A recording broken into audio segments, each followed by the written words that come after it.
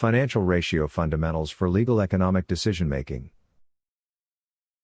You examine three core ratios that courts, investors, and regulators routinely rely on to assess liquidity, leverage, and profitability. You apply them to judge short-term solvency, capital risk, and stewardship of equity.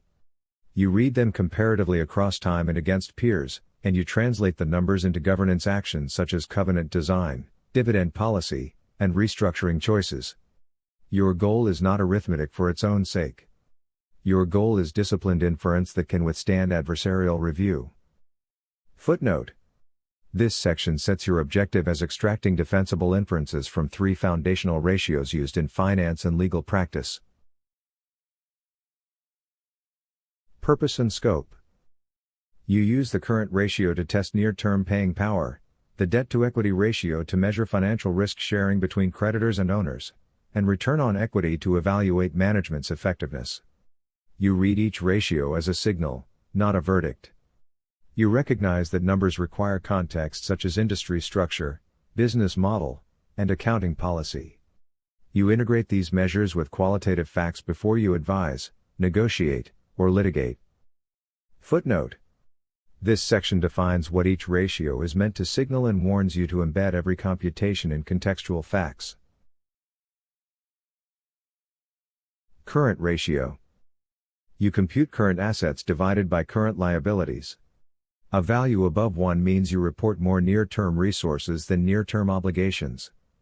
A value materially below 1 warns of strain. You test composition, since inventories and slow receivables can inflate the numerator without adding cash speed. Example. If current assets equal 200,000 and current liabilities equal 100,000, your ratio equals 2. You then ask whether excess working capital is idle and whether tighter cash management would improve returns. Footnote. This section instructs you to read the current ratio as a liquidity screen while probing the quality and speed of the underlying assets. Debt-to-equity ratio. You compute total liabilities divided by shareholders' equity. A value of 2 means creditors supply 2 units of financing for each unit supplied by owners. You compare within industry because capital intensity and regulation drive normal leverage. You examine covenant headroom and interest coverage to see whether a recession would force breach. Example. If liabilities equal 500,000 and equity equals 250,000, your ratio equals 2, which may be ordinary for utilities yet risky for cyclical retailers. Footnote. This section shows you how the debt-to-equity ratio allocates risk and why comparison must be made against industry norms and covenants. Return on equity.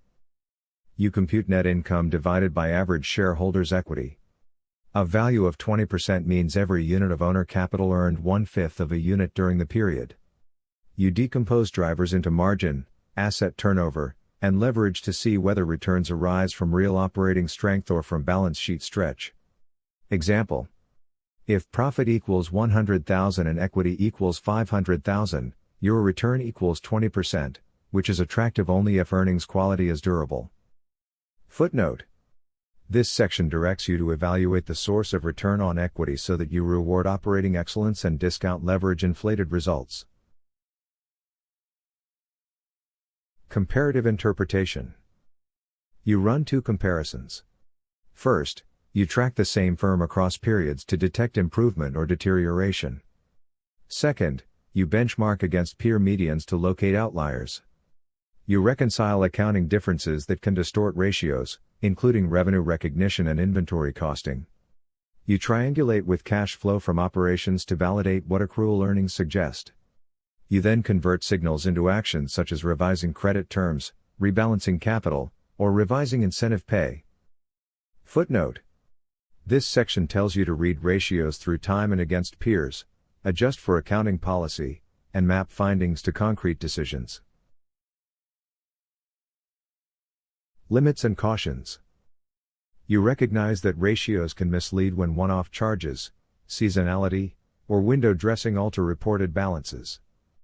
You treat very high liquidity as a possible sign of underinvestment, and very high return on equity as a possible sign of overleverage or undercapitalization.